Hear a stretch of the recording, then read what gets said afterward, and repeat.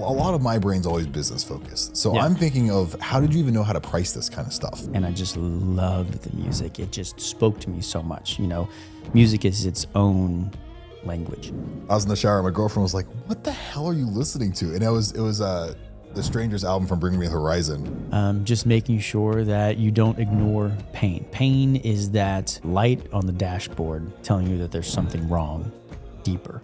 Today I'm sitting down with the Rock Doc, a man who has cracked, fun word to say there, Bring Me the Horizon, all kinds of crazy big metal bands. So this is honestly a personal project. I like metal, so I just want to sit down and talk to him for an hour. So that's where we're getting to this. Heck yeah. How you doing, man? Good, man. Yeah, usually crack kills, but not when you're with me. There you go. Okay, so let's do a super high level stuff. Yeah. You do this on the side because you have your main day job. Yeah, main day job in St. Matthews, which is amazing. Worked 5 days a week there, and whenever I can, I tour around with musicians. Yeah, and so how'd you even get into like working with these big name bands? Well, Cole Crutchfield, the previous guitarist for Knocked Loose, him and I went to high school together. So we were in his basement just playing guitar and covering Devil Wears Prada and Avenged Sevenfold and all those bands and just dreaming of the big stage. And I left to move to California, and he joined Knocked Loose. So, of course, they're here from Oldham County. They started getting bigger and bigger and bigger, and I'm in a green room with them one day in March 2017. And the guys were like, "Hey, can you work on me? My shoulder's a little like tight right here, blah, blah, blah." You know, they're headbanging. They're sleeping in advance. And I was like, "Yeah, sure." So I started working on them, doing some stretching, you know, a little bit of adjusting here or there. And the other bands were like, "Wait, who are you?" I'm like, "I'm the chiropractor." They're like, "What? Can you work on me?" I was like, "Sure." And they're like, "How much?" And I'm like, "I don't know, you know." So just kind of figure something out. Just kind of went from there, right? And I was starting to make connections and getting guest list spots. Pre-COVID, I was guest listed with A Day to Remember and August Burns Red, and like starting to like really make traction. And then COVID hit, shut everything down, right? So there was a year that there wasn't any music. And then the first year that the music came back, it was only essential personnel backstage. Nobody else backstage with that, so I couldn't really do my work. And then there was one weekend of September 2022 where I worked 3 shows in 3 nights. It was Suicide Boys and Knocked Loose in Indianapolis, Miss May I in Chicago, that was with Currents, and then in Cincinnati, the Trinity of Terror tour with Motionless in White, Ice Nine Kills, and Black Veil Brides. And after that weekend, I was like, let's go. Yeah. I'm ready to do this. I'm ready to hit the ground rolling. I was like, let's start it up. So it was me for first like 6 months or so. And then I added a stretch therapist in Phoenix and started making more connections, bigger bands. And then I landed a connection with Nickelback. So I work still one of my favorite shows that I've ever worked. Nickelback, Bridgestone Arena, completely sold out. You know, the who's who of country music and rock music and whatever backstage. And then from there, it was like, okay, I got this. And it's just making little connections at a time. And really even working connections that I knew before. I just didn't really know that like they were in the industry until a photographer hit me up and was like, "Hey, I'm out with Pierce the Veil. Do you want to come in and work with us?" And I said, "Yeah, of course. What do you mean?"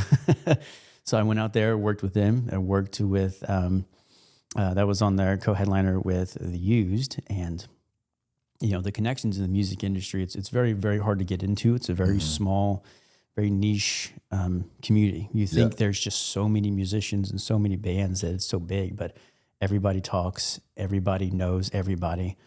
Everybody is on, all the crew, they're on one tour, and then you go on to the next tour, there they are. Yeah, same kind of crew. So I met this legendary tour manager who was going out with The Used, and he told me he'd worked with Kiss, he'd worked with Guns N' Roses, and I said, "Well, who do you normally work with?" And he said, "Whoever pays me the most." So I was like, "Cool, that sounds like a good gig." So I gave him my info and don't hear from him for about 6 months. I'm still working all my other shows, and he hits me up and he was like, "Hey, I'm in town with Dogstar tomorrow. Do you want to come and treat the band?" And I was like, who the F is Dogstar? Yep. So I look him up, and sure enough, it's Keanu Reeves' band. So I get to work with 3 shows with them, and I get to meet Keanu. I didn't get to treat him, unfortunately, but he's very, very kind and made sure that we had everything that we need, all the water, all the food, all the merch, everything like that. And I was sitting in the green room with them in Chicago, and I hear their photographer say that he's advancing shows for Disturbed in the spring. And I was like, okay. So I got his info, got in with Disturbed in the spring. It went incredible. David is awesome. What a musician, what a guy.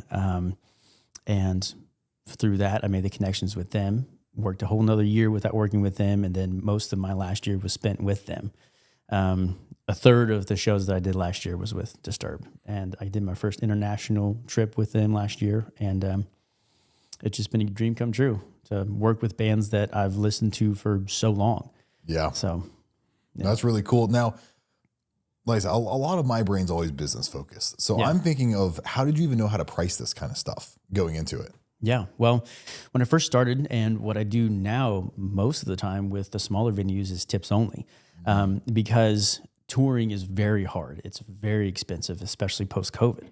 The tour bus prices have gone up. The venue prices have gone up. The gas prices have gone up. You name it, it's gone up. So I don't like to tell them, hey, I'm charging you $500 or $250 or $400 or whatever it is to book me for the day. You just bring me in, my barber in, my massage therapist, whoever, whatever, any one of my 24 providers around the country, and we'll work for you guys tips only. Just tell everybody that we're there. Just make sure everyone tips, whether it's $5, whether it's $20. My biggest tip has been $500. So you just never know what's going to happen from there.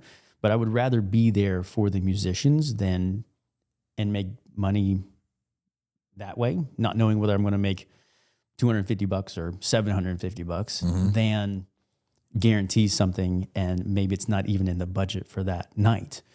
A lot of the arena shows, though, they do ask for a guarantee because those artists don't tip because they're used to everything being taken care for by production or by management. So a lot of the big tours will give me a guaranteed and then plus tips on top of that. So I know that when I treat David, when I treat Matt Shadows from Avenged Sevenfold, that I don't have to worry about those guys at all. I wouldn't care whether they paid me or not, but I know that I'm taken care of. So yeah, the music industry, like I did so much with music videos. So I started I worked with bands that their manager was Jelly Roll, and it's really small. Like you work with like 3 or 4 people, and you're like, oh, the manager is like 1 or 2 removed from this other band or this guy, of course. Or like when I did stuff with like 2K Baby, like the rap scene a long time ago, and that was the same manager whose name was White City. He worked with Jack Harlow, and I was like, oh, it's like 1 or 2 guys removed from everything, and everybody, and you just never know who you're going to meet. You know, I met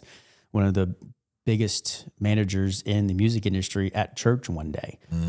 His son and my wife got baptized the same day, and it's me and my 2 buddies, and we're waiting for him. And this guy walks up, and he's just like, "Hey, have you seen my son in there? His name is blah blah blah." And we're like, "No, but hey, my name's Chris." And he said, "Well, my name's Scott." And I was like, "What do you do?" He was like, "Well, I'm a manager in the music industry."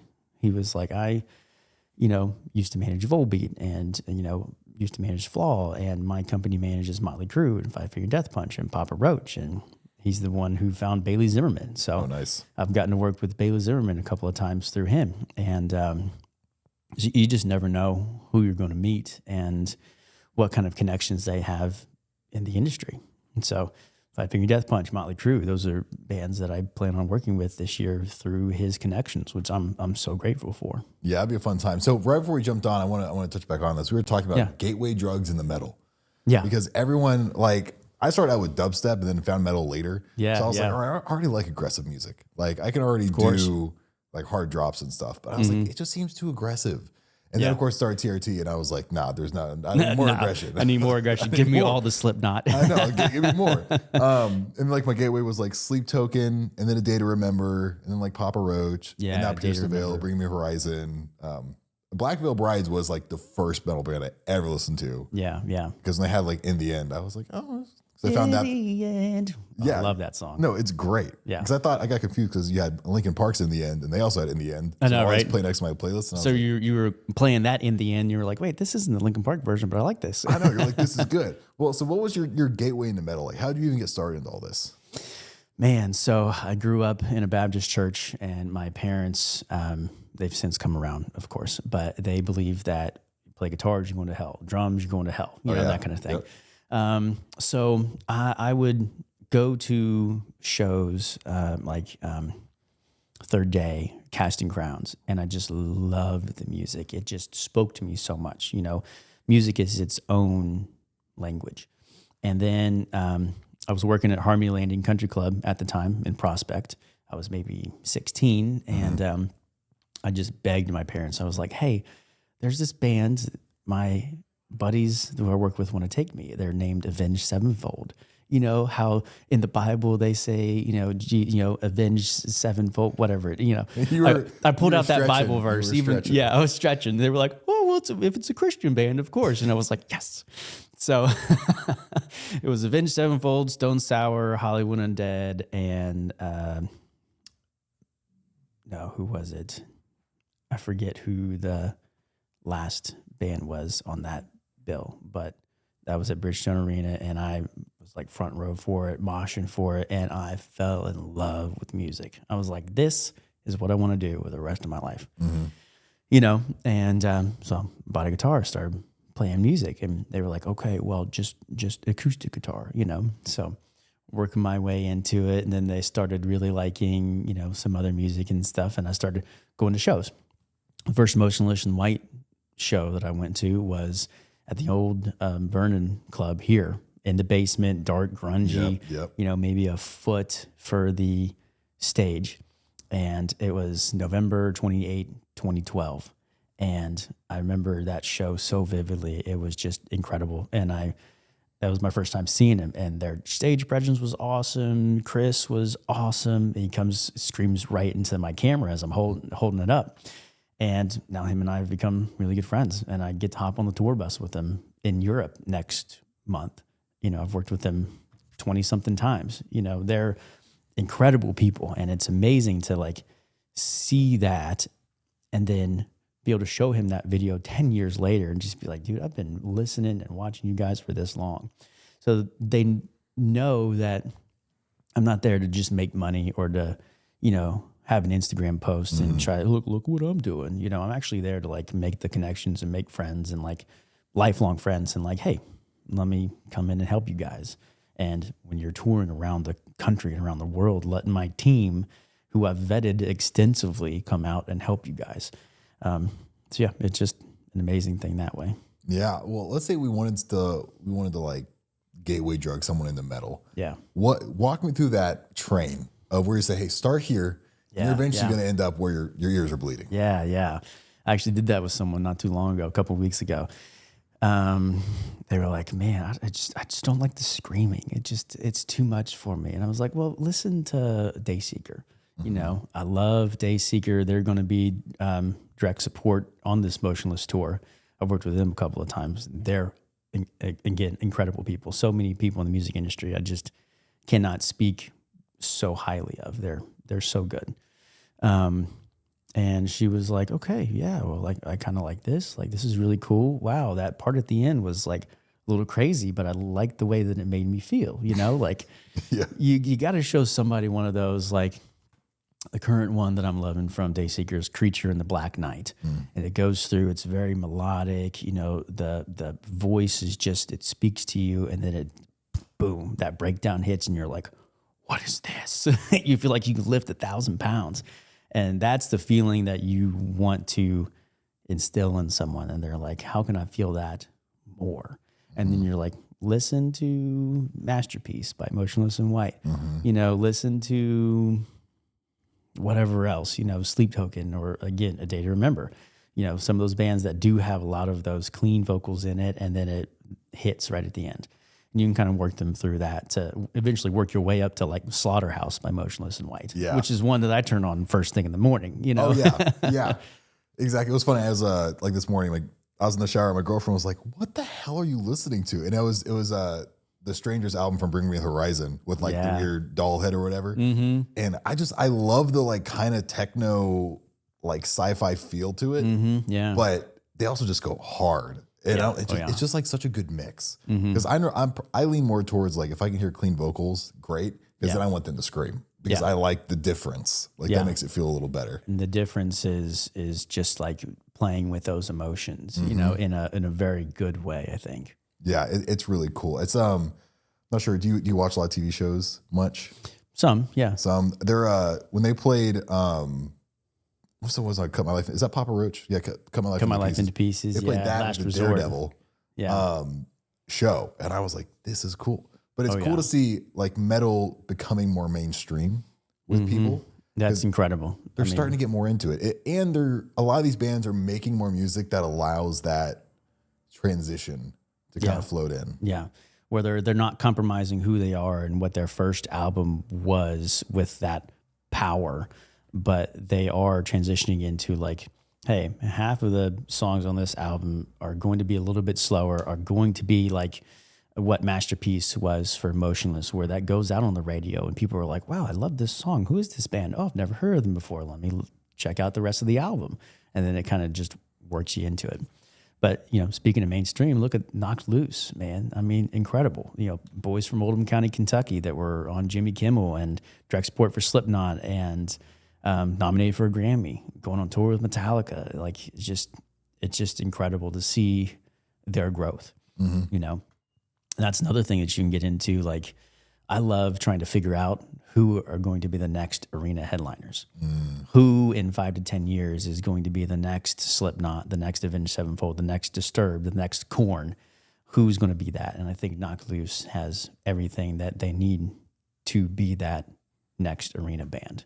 Yeah. I think really I think they're going to be it. Which is awesome. That'd be cool. See, it's funny. There's a Joe Rogan clip out there, and Joe Rogan says, he's like, you know where like the most Olympians have came from out of the U.S.? He was like Kentucky. Like Kentucky has. I remember that. Yeah. Kentucky has just produced so much talent. Yeah. Like comparatively to so many areas, and it's insane what many like just killers in the space. It's crazy. Just get driven through here. Yeah. And same in for like metal bands around this area. You know, like Midwest, where it's just cold as all get out in the winter and they have nothing else to do. Yeah. Like Slipknot from Iowa and Miss May I and Beartooth and Devil Wears Prada from like a 30-mile radius in like Ohio. You know, and you know, of course, Knocked Loose from Kentucky. It's just awesome to see all the bands that just are from around this area. Yeah. Now, I'm curious. Let's take a step back even more now to talk about, you know, the study of chiropractic and that in general. People go along the lines of, oh, it doesn't do anything, but that's when it's because I come from the strongman space. I have a guy that's like you, but for like the strongman space. Yeah, of course. He runs that, and that's his like through and through. Yeah. And he's like, yeah, it's not just cracking. Like it's not just this thing. There's the therapy side of it, and it's like if you don't have one or the other, it doesn't work. So walk us through that process between the science behind it, your process, and what you do. Yeah. So chiropractic is a hands-on, drug-free, surgery-free approach to cure or help acute and chronic ailments of the neuromusculoskeletal system. And it's a full body system as well.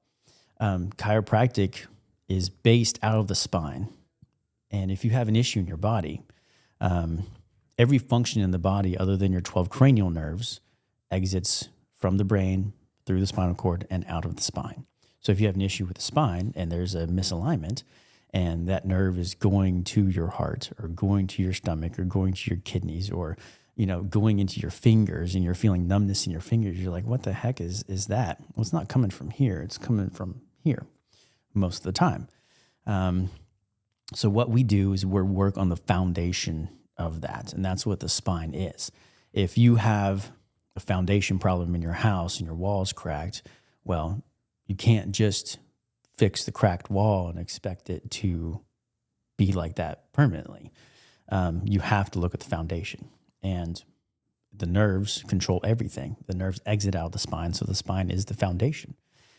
So we really focus on the spine, but we also work every joint in the body.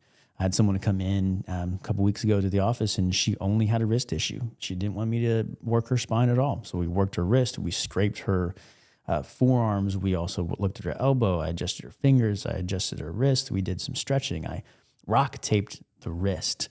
I showed her what stretching to do at home and when to ice and when to heat. And so a lot of times we deal with that as well. But a lot of people have a very bad idea about what chiropractic is because they hear a story from a friend or a news article from whatever newspaper, and they're like, "Oh, chiropractors are just quacks." They're not real doctors. You wouldn't believe how many times I've heard that. But there are bad people in every profession, and I urge anyone who has had a bad experience with a chiropractor to not give up on the profession entirely, but obviously not go back to that person or go to that person they heard something bad about. If you've got a issue with your sink and you call a plumber and he's, maybe an a-hole and, he gives off weird vibes and doesn't fix the issue and overcharges you, you're not going to write off all plumbers. You're going to do your due diligence to ask others, hey, who have you called? Look at Google reviews. Maybe you'll do a little bit of research on your own and find 3 questions that, hey, I want to ask that guy these 3 questions. And if he can answer those questions without looking at me like I'm an idiot, then maybe this is the guy that we go with. So, look at the Google reviews, see what, people are saying. And I mean, that's a huge, huge difference. And if you find a chiropractor that really helps you, it can make a world of a difference. Yeah. I've always been looking for, because, I just get older, low back pain. Also, I compete in strongman. I'm doing things I probably just shouldn't do. And low back pain is like the ongoing thing. And so is that with every strongman. Same. You're not competing and not having pain somewhere. Exactly. So what have you found to be the top things people can do to help alleviate, especially it's like targeted low back pain? Yeah. Movement and the proper movement. You want to be able to walk where your pelvis is moving. That's the thing. A lot of people, they'll continue to walk and the pelvis is stuck, and you're driving more imbalance into that pelvis or into the low back because it's not the glute that's extending you forward for your other foot to catch you and then keep going. It's the low back that's kind of arching and lurching you forward because the glute muscle is turned off or deactivated, which happens a lot in low back pain because the biggest portion of the biggest nerve in the body comes out of your L5-S1, which is basically across the belt line for just about everybody. And it's so common to have pain there because we, as a society, we sit down so much. And that's horrible for your low back, especially if you're sitting the improper way. If you're sitting more in your glutes, which is tucking that pelvis underneath, stretching that area and causing those muscles and the ligaments to spasm. And then when you stand back up, you feel like you've locked up or something like that. So, I forgot what the question was. I'm just rambling on. Oh no, you're good. What's some of this? You said movement's one of the fastest ways to get through that. But let's say someone's spent a lot of time without movement. Where are you stepping in and how are you helping them?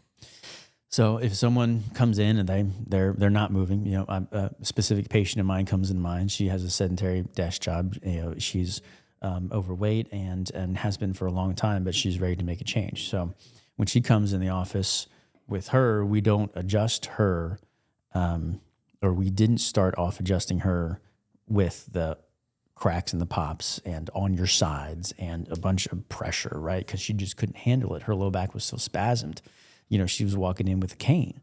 And so we put her on the table and the table comes down and we used the massager and we used some CBD muscle cream and really worked through the muscles to try to calm down the spasm. And we used an activator, which is the clicker, and an arthrostim, which is clicks multiple times. And that moves the spine without the clicks, without the pops, without the, I don't want to say aggression, but without the pressure, right? So a lot of people like to start off that way if they're in a really aggressive amount of pain. And with her, I mean, it took a couple of months, but we got her to a point where she was walking without the cane. And then we worked on what she was doing at work. How was she sitting? Can you adjust this? Okay, let's work at your ergonomics here. Put a pillow behind your back. Maybe sit up a little bit taller so you're sitting on your ischial tuberosities and your hamstrings as opposed to your low back or your glutes and pressing that low back underneath. So a lot of people, all it takes is just that first step of just coming in and finding the right office, the right chiropractor that's not going to sell you a package of, 30-something visits that's going to get you fixed, because everybody's different. Mm-hmm. One of the most important things is to make sure that you're doing what you need to at home to help yourself. Because you can come in the office 1, 2, 3 times a week, but you're at home 7 days a week. So what it's important to be taught is when to ice, when to heat, what stretches to do, when and how to foam roll, when and how to stretch the neck and the low back and whatever else might be going on in the body. And so many people, most pain doesn't come from a trauma or an accident or a fall. Most pain comes from micro traumas, a little bit of misuse and abuse over the course of several years that then, boom, builds up one day to be a macro trauma and a lot of pain. For example, when I was in chiropractic school, I'd always sit on the right side of the classroom and I would look towards the left. Well, what that was doing for 2 years, 40 hours a week, was stretching that upper right side of my neck. And then one day, 2 years later, I checked my blind spot, pinches that side, shoots pain into my eye, and I'm like, what the heck just happened? So I felt back there, I was like, wow, that's really spasmed up. So got adjusted, got worked through it, and I was like, what caused that?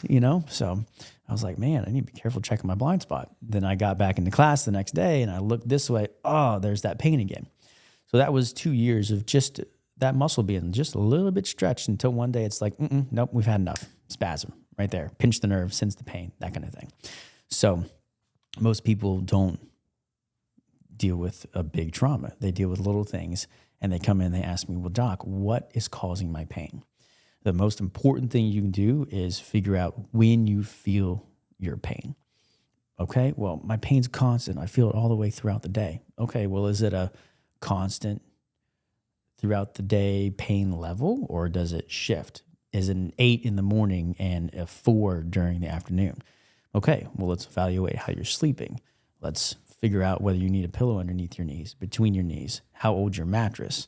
Okay, can you tuck a pillow behind here if you're sleeping on your side? Maybe as opposed to sleeping on your side because it also hurts your shoulder, we caddy corner you. So you're at a 45-degree angle, taking the pressure off the shoulder, but you're also not putting the pressure on the low back. So it's a whole lifestyle change when you go to the right office and go to the right place. It's not just crack you and we'll see you next week. It's what is causing this and what can we do to fix it? Yeah, that's a big point, especially for a lot of people in my space. If you're a high performer on tour or whatever, you're life's so demanding of you. It's requiring so much to be like, you always got to be on. Sleep's really important because when you wake up, you got to be right there going to it. Yeah. And I've gotten to the point now where like I need to sleep in a room. It needs to be 60 degrees, and I have probably like 5 pillows that are helping me sleep. Especially as a larger guy. Absolutely. If you're like 240, 250 plus, you're like, man, I need all these pillows. I need to be supported. Yeah, I need emotional support. Yeah. And there's one time where I figured out like, me sleeping on my side has led to shoulder pain. So I have to and I even told my girlfriend, I'm like, I can't cuddle you. It's gonna like I'm getting physically hurt. Yeah, because it's compressing your shoulders in and stretching all of those traps in the mid back and everything like that. Yeah. You wouldn't believe what causes people's pain. Yeah. But it's like you said, it's being very mindful of those acute things of, like for me, I know if I stretch, my lower back pain's gone. Do I ever stretch? No. I need to stretch more. Of course. Of course. Same. Yeah. You're like, if I just did it more. Yeah. So what are some of the coolest success stories you found working with some of these bands where the guys afterward were like, dude, that was crazy. Like, I feel so much better now. Man, I just treated somebody last week as a road manager for a really, really big band. And he had never been adjusted by a chiropractor before. And he was like, well, what am I supposed to feel? Well, you're supposed to feel a little bit of clicks and pops in the spine. You'll feel more range of motion. You'll feel better movement. You'll probably feel a little bit more out of pain. You can expect to be sore because we are working through things that have never been worked through before. If you do a new workout in the gym, you want those muscles to be sore. So we're doing a new, let's say, workout in your spine to break up the scar tissue, knots, adhesions, tightness, whatever you want to call that in the muscles, to allow the bones to move properly, to allow your nerves to function the way they should because there's less pressure on them. So I adjusted him. It was his first time. We worked throughout his whole spine. We did some stretching, and I showed him a couple exercises, and we did the massage gun, that kind of thing. And I saw him maybe about an hour later. His eyes were so wide. He was like, dude, I never knew I could feel this good. He was like, I wasn't even in any pain. And I was like, that's the cool thing. That's the cool thing about chiropractic. You don't have to be in pain to go see one. A lot of the guys that I see on the road aren't in pain, but they are trying to stay out of pain. They want to make sure that they can do their job, whatever it is on that tour, as efficiently as they can, as long as they can, as long as they want to, and not have to worry about a herniated disc in their neck when they're supposed to be headbanging on stage, but they can't because they know that their hand's going to be on fire from that tingling, right? Yep. So a lot of people who come see us don't have any pain. You know, it's more preventative, regular maintenance just to make sure everything is aligned the way that it should be so they can live their life pain-free. So we have a lot of people coming in once a month, once every 3 months, once every 6 months, whatever it might be, just for their regular maintenance adjustment. And then they, you know, keep on going about their lives. Yeah. I mean, there was this one time I was getting a massage and the person was working on my lower back and the most insane pop happened. Yeah. I don't know what the hell. And I could taste it. I was like, what the hell's happening here? It's crazy. It was crazy. So I'm curious, what is the science behind, like, why do people taste that afterward? That is something I don't know off the top of my head. Have you heard that before? Where I have heard that before. I'm so curious where that comes from. Well, some of it can be from the endorphin release that you have when you get movement like that. So that pop is the gas release from the joint in a joint that's not moving properly, so gas fills up that joint. And that's what you're hearing. It's not bone smashing against bone or anything like that. It's that gas release. So when you get that gas release, your brain is flooded with endorphins and you're just like, wow. Like so many people come in and they're, you know, kind of a little lethargic and then you adjust them and they're like, wow, you know, just like, I feel so much better. And it's kind of like that endorphin release. And maybe it was a little bit of that like adrenaline rush that you felt, but I don't know why you would. I have heard that before, but I don't know. Yeah, I hear that a lot with stuff like that. So I'm always curious because I thought about that. I was like, maybe he'd know. Another thing that you can probably debunk here. I heard this from a nurse when I was younger. If you pop your finger knuckles, they're gonna get arthritis. True or false? Yeah, false. False. But I don't want you to pop your knuckles like this, like I just did. Like, I want you to pop your knuckles like this. Yes, that's because again, you're not smashing bone against bone, but you're still compressing if you're doing this. So if you pop them, I want you to pop that way, where you're just releasing the pressure off of the joint, just to make sure you save your hands. But I haven't really heard or seen anybody have arthritis because they've popped their knuckles. You know, so arthritis happens because life happens, right? You're always moving your hands. Someone who's typing a lot when they're 70s or 80s, they're going to have arthritis in their thumbs. You know, if somebody is a painter, for example, who I see, he was looking up like this for however many years. He has a lot of arthritis, a lot of issues in his neck. No matter how well you take care of yourself, you will always degenerate over time. Your cars will always degenerate. Your house will always break down. Same with your spine and your body. Now, if you do take care of yourself, you do take care of your car, you do take care of your house, it's going to last a long time. You will be 70 and 80 and have mild degeneration as opposed to severe degeneration. So, you know, taking care of yourself on a regular basis and while you're young is very important. Yeah, it seems like one of the, like my grandparents, killer right now. They do great. Yeah. But one thing they did really well is that, you know, they valued muscle mass for a lot of their life. That's and huge. Bone density. Yeah. Like they don't break bones. They've never had that. They've fallen. They were on a bike and maybe broke one bone. Like they were on like one of those electric e-bikes and then decided it was good to ride it at their age, which wasn't at all. Yeah. But I think they like maybe broke like a small fracture somewhere, not even like a full break. But when most people, like if you fall and break your hip or something intense, like that's mortality rates now increased. And they can forego that by spending time doing that. So with all the people you see, what are the things that they're doing that are setting themselves up for success in the future? Just making sure that you don't ignore pain. Pain is that light on the dashboard telling you that there's something wrong deeper. You don't just take the manual and smash the light and say, all right, it's good. You don't take a bunch of medication and whatnot. It's not that that's a bad thing. That can really get you over the hump. We have a lot of patients who come in and they do go to their primary care and they do get muscle relaxers or a steroid pack or something like that to help them work through the inflammation. But also if something comes up, they don't think, oh, that's going to get better, and just ignore it or just try to stretch it or go get a massage and, not do anything deeper than that. Not saying the massage won't help, because massage will help. But if you're only massaging, you're not working that foundation that the spine is. That bone that's misaligned is going to pull that muscle right back out.